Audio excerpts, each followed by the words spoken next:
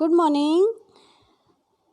कल हमने पढ़ा था chapter first crop production and management का पार्ट फर्स्ट में क्या क्या देखा था हमने एक बार रिवाइज कर लेते हैं। आपने वो नहीं देखा है तो वो देखिए। आधे से ज़्यादा लेसन मैंने कंप्लीट करवा दिया है उसमें। तो क्रॉप प्रोडक्शन और मैनेजमेंट में पहले इंट्रोडक्शन देखा था हमने। इंट्रोडक्शन के बाद में क्रॉप के सीजन्स होते हैं, खरीफ और रबी क्रॉप्स, इनके बारे में पढ़ा था। Basic agricultural practices of crop production की जो एग्रीकल्चरल प्रैक्टिस होती हैं, क्या क्या किया जाता है उनके अंदर, कौन कौन से वर्क किए जाते हैं, जैसे preparation of soil, sowing of seed, application of manures and fertilisers, ये सब देखी थी। इनमें हमने डिटेल में पढ़ा था प्रिपरेशन ऑफ सॉइल के बारे में। एक ही टॉपिक हुआ था हमारा प्रिपरेशन ऑफ सॉइल। बाकी के जो ये टॉपिक्स हैं, sowing of seed, application of manure and fertilisers, ये सब हम आज की वीडियो में कंप्लीट करेंगे। तो कोशिश करेंगे कि आज की वीडियो में पूरा कंप्लीट हो जाए चैप्टर। तो कल हमने यहाँ तक कर लिया था, ये वुडन लेवलर जो है यहाँ तक पढ़ लिया था हमने। कल्टीवेटर के बारे में पढ़ लिया था। अब सेकेंड जो है हमारा sowing of seeds. Sowing is the process of putting the seed in the soil. Sowing किसे कहते हैं? सोइंग मीन्स बोना। तो सीड्स को ज़मीन में, मिट्टी में बोने की जो प्रोसेस होती है उसे सोइंग कहते हैं। For sowing good and healthy seeds are selected. इसके लिए अच्छे और हेल्दी सीड्स सिलेक्ट किए जाते हैं। The farmers today are aware of the fact that good quality of seeds is must for good crop. सभी farmers जानते हैं इसके बारे में। The seeds selected for sowing must be also be healthy. जो seeds हम बो रहे हैं वो healthy होना चाहिए। That means the seeds must be taken from good and healthy plants. तभी उससे एक अच्छा और healthy plant बन पाएगा। And then store well before sowing them. और उनको बोने से पहले अच्छी जगह स्टोर करके रखना चाहिए। The farmer therefore must select the seeds that are. Farmers को कैसे सीड्स सेलेक्ट करने चाहिए? जो कि हेल्दी हों, ऑफ गुड क्वालिटी, अच्छी क्वालिटी के हों, ड्राइड प्रॉपरली, अच्छे से सूखे हुए हों, नो डैम्पनेस मीन्स नमी उसके अंदर नहीं होनी चाहिए। दैट में encourage the growth of fungi, जिससे कि फंगी इसके अंदर लगती है और फंगी जो है वो इसके जर्मिनेशन को रोकती है। Not mixed with seed of weeds. इसके साथ में वीड्स के जो सीड होते हैं वो मिक्स नहीं होने चाहिए। वीड्स क्या होते हैं आपको कल बताया था मैंने, जो खराब घास के पौधे होते हैं जो हमारे लिए यूजलेस होते हैं, बेकार होते हैं, उन्हें हम वीड्स कहते हैं। फ्री फ्रॉम एनी इन्फेक्शन, किसी भी इन्फेक्शन से फ्री होने चाहिए, उनमें कोई इन्फेक्शन लगा हुआ नहीं होना चाहिए। स्टोर्ड इन स्ट्रॉन्ग बैग्स, और उनको स्ट्रॉन्ग मजबूत बैग में स्टोर करके रखना चाहिए। Free from insect and paste, और ये इंसेक्ट मीन्स कीड़े, और पेस्ट मीन्स जैसे रैट्स होते हैं या फिर अदर जो इंसेक्ट होते हैं जो उन्हें खाते हैं दूसरे एनिमल्स, उन्हें पेस्ट कहा जाता है। नॉट कॉम्बिनेशन विद वेस्ट, उनको वेस्ट के साथ में कॉम्बिनेशन नहीं होना चाहिए। वेस्ट मीन्स कचरा। रोटिंग ऑफ मटेरियल, सड़े हुए मटेरियल के साथ मिक्स नहीं होने चाहिए। एक्स्ट्रिया ऑफ एनिमल, एक्स्ट्रिया मीन्स मल जो होता है, गोबर वगैरह एक्सेट्रा, इन सभी के साथ मिक्स किए हुए नहीं होने चाहिए। Perform activity 4 to find healthy and good seeds. कोई एक्टिविटी दे रखी है जिसमें आप हेल्दी और गुड सीड हैं उनको कैसे अलग कर सकते हैं, ये देखिए येलो बॉक्स में दे रखी है एक्टिविटी 4। तो इसके लिए आपको कुछ नहीं करना है, पानी के अंदर जो सीड्स हैं उनको डालना है। जो अच्छे सीड होंगे वो इसके बॉटम में मतलब तली में बैठ जाएंगे, और जो बेकार सीड होंगे वो हल्के होंगे और वो ऊपर आ जाएंगे तैर के, और साथ में जो उसके कोई कचरा है वो भी ऊपर आ जाएगा। इस तरीके से आप उसको सिलेक्ट कर सकते हो हेल्दी सीड को। जो नीचे बचे हुए सीड होंगे वो हेल्दी होंगे। The process of spreading the seeds in the soil to germinate is known as sowing. Soil के अंदर जर्मिनेट होने के लिए बीज को जो फैलाया जाता है, स्प्रेड किया जाता है, उसे सोइंग कहते हैं। For sowing seeds the following points must be kept in mind. और सोइंग करते टाइम कुछ स्टेप्स हैं उन्हें माइंड में रखना चाहिए। आपकी एग्ज़ाम में भी पूछी जा सकती हैं। What steps should we keep in mind while sowing the seed, ऐसा आपका क्वेश्चन आ सकता है, इसलिए देख लीजिए इन्हें, इंपॉर्टेंट है, ध्यान से सुनिए। जो भी इंपॉर्टेंट क्वेश्चन बनते हैं मैं आपको वहीं बता दूंगी, तो उन चीज़ों को आप थोड़ा नोट डाउन कर लीजिए नोटबुक में और लर्न कर लीजिए। Proper spacing of seeds must B ensured. सबसे पहले स्पेसिंग प्रॉपर होनी चाहिए, मीन्स उनके बीच की जो दूरी है वो ठीक होनी चाहिए। ज़्यादा दूर भी नहीं लगाने चाहिए सीड्स और बहुत ज़्यादा पास में भी नहीं लगाने चाहिए। This is because over crowding means भीड़ लगना, इकट्ठा होना of the seeds may result in the shortage of nutrients, air, sunlight, water and can kill the seedlings। तो ज़्यादा पास में होंगे तो उन्हें हर चीज़ की कमी हो जाएगी, न्यूट्रिएंट्स की, एयर भी उनके बीच में नहीं पास हो पाएगी, सनलाइट भी नहीं मिल पाएगी ठीक से और वाटर भी नहीं मिल पाएगा, तो वो सीडलिंग्स जो हैं वो ख़त्म हो जाएंगी। इसलिए जो डिस्टेंस है उनके बीच में वो प्रॉपर होनी चाहिए। The seeds must be sown in proper rows so that watering them और ट्रांसप्लांटिंग दैम इज़ ईजी। इनको प्रॉपर रोज़ में सही लाइन में बोना चाहिए, जिससे कि उनको वाटरिंग करना और उनको ट्रांसप्लांट करना। ट्रांसप्लांट मीन्स दूसरी जगह जो पौधा लगाया जाता है उसे ट्रांसप्लांट करना कहते हैं। जैसे कि चावल का या फिर आपने प्याज का देखा होगा कि पहले एक जगह उसको तैयार कर लिया जाता है उसकी सीडलिंग्स को, और उसके बाद उनको ट्रांसप्लांट किया जाता है दूसरी जगह दूर, तो उनको प्रॉपर रोज़ में लगाना है। Cotton, potato, maize, soybean are all row crops. ये सारी रो क्रॉप्स हैं जो कि रो में लगाई जाती हैं, कतार में लगाई जाती हैं। The seeds must be sown at a reasonable depth under the soil. दूरी सही रखने के साथ साथ उनकी जो डेप्थ है, डेप्थ मीन्स होती है गहराई, तो उनकी जो गहराई है वो भी सही होनी चाहिए। अगर प्रॉपर डेप्थ में अगर उनको नहीं बोया जाएगा तो सीड्स हैं वो या तो ज़्यादा गहराई में होंगे तो वैसे ख़राब हो जाएंगे, और अगर कम होंगे तो उनको ऊपर जो बर्ड्स वगैरह हैं, इंसेक्ट हैं, वो खा जाएंगे और उनको एयर भी नहीं मिल पाएगी। तो the seeds must be sown at a reasonable depth under the soil so that they get air, water and suitable temperature to germinate. If they are sown too deep they may suffocate without air. अगर उनको ज़्यादा गहराई में बो देंगे तो वो बिना एयर के, क्योंकि गहराई में एयर नहीं जा पाती है, तो उसके बिना एयर के वो सफोकेट नहीं कर पाएंगे, सफोकेट हो जाएंगे मीन्स ख़त्म हो जाएंगे। And if they are spread on the soil, अगर उनको सॉइल के ऊपर ही फैला दिया जाए, they may be eaten by the birds, तो उनको बर्ड्स खा जाएंगी। तो इस तरीके से इनको प्रॉपर डेप्थ में होना चाहिए। एक्टिविटी मैंने आपको बता दी है हेल्दी सीड को जो है वो अलग करने की। नेक्स्ट इसमें 4th पॉइंट है, seeds must be sown in proper season. सही सीज़न में लगाना भी बहुत ज़रूरी है। अगर आप रबी क्रॉप के जो सीड्स हैं उनको खरीफ क्रॉप के टाइम पे लगाएंगे तो वो नहीं उग पाएंगे, अगर उग भी जाएंगे तो ग्रोथ नहीं करेंगे। Soil must be prepare well so that it has adequate moisture content for the germination of seeds. Soil जो है इसको अच्छे से प्रिपेयर करना चाहिए जिससे कि उसको मॉइस्चर मिल सके जर्मिनेशन के लिए सीड्स को। Crops like wheat and rice are not grown in rows. Wheat और राइस को जो रोज है उसमें नहीं लगाया जाता है, उनको स्प्रेड किया जाता है, छिड़का जाता है।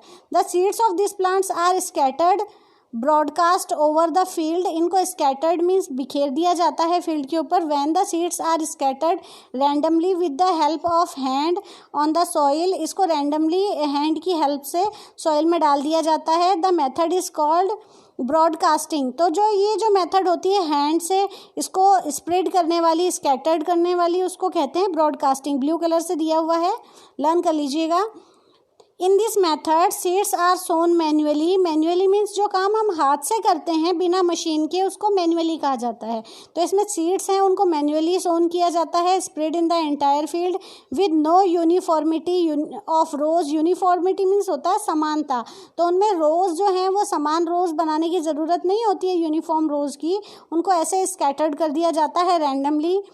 No proper spacing and not in proper depth of the soil. ना उनको इस प्रॉपर स्पेसिंग की ज़रूरत होती है और ना ही प्रॉपर डेप्थ की ज़रूरत होती है सॉइल में। Drill sowing and dribbling making small holes in the ground for seeds are better methods of sowing. सबसे अच्छी मेथड जो है वो होती है ड्रिल सोइंग। ड्रिल सोइंग में ये सही डेप्थ में जाते हैं और प्रॉपर डिस्टेंस भी होती है इनकी। तो ड्रिल सोइंग है, इसमें होता है making small holes in the ground for seeds, छोटे छोटे होल्स बना लिए जाते हैं। Are better methods of sowing seeds, once the seeds are put in just the hole, जब सीड्स हैं वो होल में चले जाते हैं, they are then covered with the soil, उनको सॉइल से कवर कर दिया जाता है। This save time and labour and prevents the damage of seed bye birds, और ये टाइम और लेबर भी बचाता है, लेबर मीन्स जो मजदूरी होती है वो बचाते हैं, और डैमेज से भी बचाते हैं जो कि बर्ड से होता है। ये देखिए यहाँ फोटो दे रखी है, ऐसा होता है सीड ड्रिल। इसमें ऊपर देखिए फनल है, फनल में बीज डाले जाते हैं, इनके अंदर पाइप्स हैं, पाइप्स में से बीज जो हैं वो नीचे आते हैं, और नीचे जो प्लग है इसमें होल्स बने हुए हैं, छेद बने हुए हैं। तो जब ये हल से ज़मीन में होल होते हैं उसके अंदर वो सीड्स चले जाते हैं। तो इस तरीके से सीड ड्रिल से ड्रिलिंग की जाती है। दूसरा यहाँ एग्जाम्पल है सीड ड्रिल का, देखिए ये जो बुलक्स बने हुए हैं, बैल हैं, इनके साथ में सीड ड्रिल है, ये एनिमल्स के थ्रू यूज़ की जा रही है। आजकल ट्रैक्टर्स में होती है ये seed drill. A simple seed drill has a long pipe with a funnel at the top, it is tied to the plug. कि जो सिंपल सीड ड्रिल होती है इसमें एक लॉन्ग पाइप होता है, ऊपर फनल होती है, और ये प्लग से हल से बंधी होती है। Some seed drills have a common funnel with 5-6 pipes, और सब कुछ में कॉमन फनल होती है जिसमें 5-6 पाइप्स होते हैं, जो हमने अभी ऊपर देखी है। देखिए इसमें भी 5-6 पाइप्स लगे हुए हैं। Seeds are put in the funnel and distributed through pipes in row attach to the plug, और ये जब हम फनल में सीड डालते हैं तो वो डिस्ट्रीब्यूट हो जाते हैं पाइप के थ्रू। सीड ड्रिल्स में ड्राइवन बाय एनिमल्स और ट्रैक्टर, सीड ड्रिल्स एनिमल्स या ट्रैक्टर के थ्रू ड्राइवन की जाती है। और ड्रिल एंश्योर दैट, ड्रिल्स में क्या होना चाहिए उसके लिए पॉइंट दिए हैं। The seeds are properly spaced, जो सीड्स हैं वो सही स्पेस में होने चाहिए। The seeds go into the soil up to the right depth, और सही गहराई तक जाने चाहिए। Seeds of rice and many vegetables are not sown directly in the soil. जो राइस और वेजिटेबल्स हैं कई, उनके जो सीड्स हैं उनको सॉइल में डायरेक्ट सही जगह पे नहीं सोन किया जाता है। Instead they are first sown in a small plot और नर्सरी, पहले उन्हें नर्सरी में या छोटे हिस्से में लगाया जाता है। And allow to grow into small plants called seedlings, और उनकी सीडलिंग्स मीन्स पौध होती है छोटी छोटी, वो बनाई जाती है। Healthy seedlings are then picked out and transfer to the field, healthy seedlings को फील्ड में ट्रांसफ़र कर दिया जाता है, अनहेल्दी को अलग कर दिया जाता है। दिस इज कॉल्ड ट्रांसप्लांटिंग, और इसे ट्रांसप्लांटिंग कहते हैं। जैसे ऑनियन की जाती है, राइस की जाती है। Transplanting does help in selecting healthy seedlings and increasing crop yield, और इससे क्रॉप यील्ड बढ़ जाती है, और हेल्दी सीडलिंग्स जो हैं वो हम सिलेक्ट कर पाते हैं। Seeds and seedlings must not be placed too close to one another, और ये पास पास में ज़्यादा नहीं लगाने चाहिए, otherwise they will not receive sufficient sunlight, water, nutrients. Proper spacing also prevent wastage of space in the field, अगर हम सही दूरी पे लगाते हैं तो हमारी स्पेस भी बचती है फील्ड में। These aspects are automatically regulated when a seed drill is used, और ये सारी चीज़ें अपने आप अप्लाई हो जाती है जब हम सीड ड्रिल यूज़ करते हैं। Application of manures and fertilizers, अब मैन्योर्स और फर्टिलाइज़र जो हैं इनका यूज़ कैसे किया जाता है, क्यों और कब किया जाता है, और किस फसल पे किया जाता है, उसके बारे में पढ़ेंगे। Crop plants obtain their requirements of minerals nutrients from the soil, crop plants को जो भी अपनी रिक्वायरमेंट के मिनरल और न्यूट्रिएंट्स होते हैं वो सॉइल से मिलते हैं। Continuous growing of crops in succession renders the soil deficient in the nutrients, और कंटिन्यूस अगर हम क्रॉप्स लगाते हैं तो जो न्यूट्रिएंट्स होते हैं वो उसकी डेफिशिएंसी हो जाती है, कमी हो जाती है सॉइल में। This reduce the crop yield, और इससे क्रॉप की जो यील्ड होती है, उत्पादन होता है, वो घट जाता है, कम हो जाता है। This problem can be overcome if the fields are left uncultivated और फैलो फॉर सम टाइम, और इस प्रॉब्लम से छुटकारा पाया जा सकता है अगर हम खेतों को अनकल्टिवेटेड, बिना खेती किए कुछ टाइम के लिए हम छोड़ देते हैं। Following is a method of allowing land or to naturally regain nutrients and is to leave land free fallow for one or more season। और नीचे कुछ मेथड्स दी गई हैं जो कि नेचुरली रीगेन मीन्स नेचुरली अपने आप प्राप्त कर लेते हैं बिना किसी फर्टिलाइज़र के। जो भी न्यूट्रिएंट्स ख़त्म हो गए थे वो सॉइल ऑटोमेटिकली गेन कर लेती है, तो वो फ्री छोड़ने से होता है वन और मोर सीजन, एक या एक से ज़्यादा सीजन के लिए। The dead plants animals and other organic matter that get collected on the field are decomposed by micro organism. जो भी डेड प्लांट हैं, प्लांट के रिमेन्स या अवशेष हैं, एनिमल्स के जो भी जैसे गोबर वगैरह है या फिर कोई मरे हुए एनिमल्स हैं और दूसरे ऑर्गेनिक मैटर हैं, वो इकट्ठे हो जाते हैं और डीकम्पोज कर दिए जाते हैं माइक्रो ऑर्गेनिज्म के थ्रू, और उनसे जो है वो खाद बन जाती है। Therefore the nutrients are return to the soil. तो फिर से न्यूट्रिएंट्स हैं वो सॉइल में चले जाते हैं इनके डीकम्पोज होने के कारण। Since fields can not be left uncultivated because of economic reason, लेकिन इकोनॉमिक रीज़न के कारण मीन्स आर्थिक कारण के कारण जब हम खाली छोड़ देते हैं तो फिर पूरे साल काम नहीं चलता है, पैसे कैसे कमाएंगे, तो उसके लिए जो है उसको खाली नहीं छोड़ सकते हैं। तो क्या करते हैं फिर farmers have been adding certain substances to the soil to replenish the soil with nutrients. तो वो कुछ ऐसे सब्सटेंस ऐड कर देते हैं जिससे कि सॉइल है फिर से रिप्लेनिश हो जाती है न्यूट्रिएंट्स से। And another method to overcome the problem of soil deficiency is called mixed cropping। और दूसरा जो तरीका है वो है mixed cropping। The practice of growing of two or more crops simultaneously on the same piece of land is known as mixed cropping। दो फसल एक साथ किसी सेम लैंड पे बोई जाती है उसे मिक्स्ड क्रॉपिंग कहते हैं, क्योंकि जो टू क्रॉप्स होती हैं उनको दोनों को अलग अलग न्यूट्रिएंट्स की ज़रूरत होती है। किसी को सल्फ़र ज़्यादा चाहिए, किसी को पोटेशियम ज़्यादा चाहिए, किसी को मैग्नीशियम ज़्यादा चाहिए होता है, तो दोनों अलग अलग न्यूट्रिएंट्स लेती हैं, एब्जॉर्ब करती हैं ज़मीन में से, और इसलिए एक ही न्यूट्रिएंट्स की कमी नहीं आती है। इसे कहते हैं mixed cropping. It is age old practice in our country. Farmers use to mix the seeds of two crops and sow in the field. Two crops के सीड हैं उनको मिक्स कर लिया जाता है और उनको फील्ड में बो दिया जाता है। The crops are chosen in such way that the product and waste material from the one crop help in growth of other crop. और जो क्रॉप्स है वो ऐसी सिलेक्ट की जाती हैं जिसके वेस्ट मटेरियल जो हैं वो एक क्रॉप की ग्रोथ को दूसरी क्रॉप के वेस्ट मटेरियल हेल्प करते हैं बढ़ने में। For example, if cereals crop such as wheat is along with a leguminous crop such as pulse gram. आपने सुना होगा गेहूँ और चने एक साथ बोए जाते हैं और ये दोनों एक दूसरे को हेल्प करते हैं ग्रोथ में। और ये भी आप जानते हैं कि जो ग्राम है ये एक लेग्यूमिनस प्लांट होता है, जो कि हमने कल पढ़ा था। कल का जो वीडियो था उसमें आपको बताया था कि लेग्यूमिनस प्लांट्स कौन से होते हैं, देख लीजिएगा। Then the uptake of nitrogen from the soil by cereal is completed by addition of nitrogen in the soil। और जो नाइट्रोजन है सॉइल में वो कंप्लीट हो जाता है उसका एडिशन नाइट्रोजन का। जो भी लेग्यूम होते हैं लेग्यूमिनस प्लांट के अंदर जो नाइट्रोजन फिक्सिंग लेग्यूम्स होते हैं वो उन्हें फिक्स कर देते हैं नाइट्रोजन को मिट्टी के अंदर। This has two advantages. इसकी टू एडवांटेजेस होती हैं। The fertility of the soil is increase, उपजाऊपन बढ़ता है। Ultimately yield of the crop is improved, और जो उपज है वो बढ़ जाती है क्रॉप की। The substances which are added to the soil in the form of nutrients for healthy growth of plants are called manures and fertilizers। वो सब्सटेंस जो सॉइल में ऐड किए जाते हैं फर्टिलिटी को बढ़ाने के लिए उन्हें मैन्योर्स या फर्टिलाइज़र कहा जाता है। मैन्योर्स मीन्स जो खाद होती है उसे कहते हैं, और फर्टिलाइज़र रासायनिक जो केमिकल होते हैं उनको ग्रोथ के लिए उन्हें फर्टिलाइज़र्स कहते हैं। The process of adding manures and fertilizers to the soil is called manuring।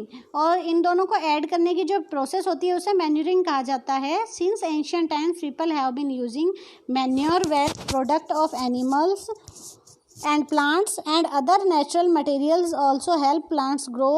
जो एंशियंट टाइम है तभी से जो मनुष्य है वो यूज़ करता आ रहा है एनिमल्स के जो भी प्रोडक्ट्स होते हैं, वेस्ट प्रोडक्ट जैसे डंग वगैरह, काऊ डंग होता है या फिर अदर जो प्रोडक्ट्स होते हैं उनको यूज़ करता है as a manure. Manure is rich in organic nutrients, और मैन्योर में ऑर्गेनिक न्यूट्रिएंट्स खूब होते हैं। ऑर्गेनिक न्यूट्रिएंट्स मीन्स होता है जैविक तत्व जो जीवों से मिलते हैं, जो कि फर्टिलाइज़र में बिल्कुल नहीं पाए जाते हैं। फर्टिलाइज़र जो यूरिया वगैरह होती हैं उसके अंदर ऑर्गेनिक मैटर्स नहीं होते हैं। Manures are of 3 kinds, farm yard manure, compost and green manure. ये 3 टाइप्स की होती है। देखिए, मैन्योर फार्म यार्ड खेत में बनाई जाने वाली, कंपोस्ट जो है ये केंचुए से बनाई जाती है, और ग्रीन मैन्योर जो है ये हरे चारे से बनाई जाती है। Farm yard manure consist of cattle dung, urine, remains of straw and farm yard waste. Farm yard manure के अंदर काऊ डंग होता है या कैटल का डंग होता है, गोबर होता है, उनकी यूरिन होती है, जो भी रेमिनेंट्स होते हैं, स्ट्रॉ मीन्स घास फूस जो चारा बचा हुआ होता है, और फार्म से निकलने वाला, खेत से निकलने वाला जो भी वेस्ट होता है वो इसमें मिला दिया जाता है। All these are mixed and allowed to dry in the sun. इनको मिक्स कर दिया जाता है और सन में ड्राई होने के लिए छोड़ दिया जाता है। Subsequently it is used as manure, और बाद में इसे मैन्योर के रूप में यूज़ किया जाता है जब ये कंपोस्ट हो जाते हैं। Compost is a manure obtained by decomposition of dead plants and animals waste. The process of producing compost is called composting. जो भी डेड प्लांट्स होते हैं, एनिमल्स वेस्ट होता है, उसको डिकम्पोज करके जो बनाई जाती है उसे कंपोस्ट कहा जाता है, और इस प्रोसेस को कंपोस्टिंग कहते हैं। Green manure consist of green plants which are plugged along with soil. Green manure में ग्रीन प्लांट्स जो होते हैं उनको सॉइल के साथ में प्लग कर दिया जाता है। मीन्स जब हल बोते हैं तो उसके साथ में उसको ज़मीन के अंदर दबा दिया जाता है। Generally quick growing leguminous plants are used as a green manure, और जो लेग्यूमिनस प्लांट्स होते हैं उन्हें as a green manure use किया जाता है। जैसे ग्वार या मूंग जो होता है, इनके प्लांट को जब वो छोटे छोटे होते हैं तब उनको ज़मीन में दबा दिया जाता है। Another way of enriching the soil with nutrients is by adding fertilizer। दूसरा तरीका फर्टिलाइजर ऐड करने का है। Fertilizers are the inorganic compounds containing nutrients such as nitrogen, potassium and phosphorus. ये इनऑर्गेनिक कंपाउंड होते हैं, जैविक नहीं होते हैं, अजैविक होते हैं, जिन्हें इनऑर्गेनिक कहते हैं, और इनमें कुछ न्यूट्रिएंट्स पाए जाते हैं, nitrogen, potassium, phosphorus. They are made in factories. इनको फैक्ट्रीज में बनाया जाता है। Different fertilizer is used for different plants according to their requirement, और अलग अलग प्लांट्स के लिए अलग अलग फर्टिलाइजर यूज़ किए जाते हैं। अ बैग ऑफ फर्टिलाइजर में भी marked NPK, CAN and etcetera. आपने बैग के ऊपर देखा होगा तो किसी पे NPK लिखा होता है, किसी पे CAN लिखा होता है। NPK means that the fertilizer bag contain nitrogen, N means nitrogen, P means phosphorus and K means potassium. Potassium का जो फॉर्मूला होता है वो K होता है, केमिकल जो होता है। While CAN means calcium, ammonium and nitrate. Some common fertilizers are urea, ammonium etcetera. अब देखिए यहाँ पे फर्टिलाइज़र और मैन्योर्स में डिफरेंस दिए गए हैं। ये मैं आपको नेक्स्ट वीडियो में क्वेश्चन आंसर के साथ कंप्लीट कराऊंगी। अभी हमारा थोड़ा सा चैप्टर बच गया है, काफ़ी लेंदी है ये चैप्टर। देखिए बहुत सारे पेजेस हैं, 13 पेज पे आ गए हम। इसके बाद में और बचा है 14, 15, 16, 17, 18, 19, अब 20 पे क्वेश्चन आंसर आए हैं, तो काफ़ी लेंदी है। आज तो कंप्लीट नहीं कर पाएंगे, वीडियो काफ़ी लेंदी हो जाएगी, तो ये मैं नेक्स्ट वीडियो में कंप्लीट कराऊंगी। उसमें आपको क्वेश्चन आंसर भी करा देंगे। तो नेक्स्ट वीडियो आपको कल मिल जाएगी। आज आप ये देखिए और इसमें से जितने भी क्वेश्चन आंसर या एक्सरसाइज आपसे करी जाती है उतने आप करिए।